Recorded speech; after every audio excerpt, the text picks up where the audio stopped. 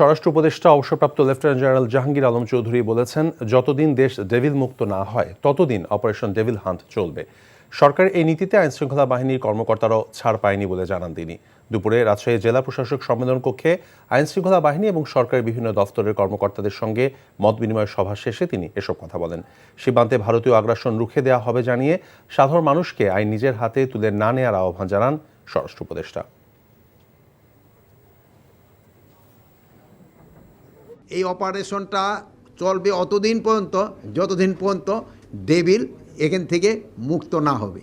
এখন যারা শয়তান তারাই ধরা পড়বে। এখন ছোটো শয়তান কি বড় শয়তান এখানের ভিতরে নাই, শয়তান ধরা পড়বে। ডেভিল হান্টে যে বড় শয়তান যে ইভেন এখানে দেখবেন ডেভিল হান্ট ডিক্লেয়ার করার পরে ইভেন আমাদের আইন শৃঙ্খলা বাহিনীর কর্মকর্তাদেরও কিন্তু আমরা ছাড় দিই নাই।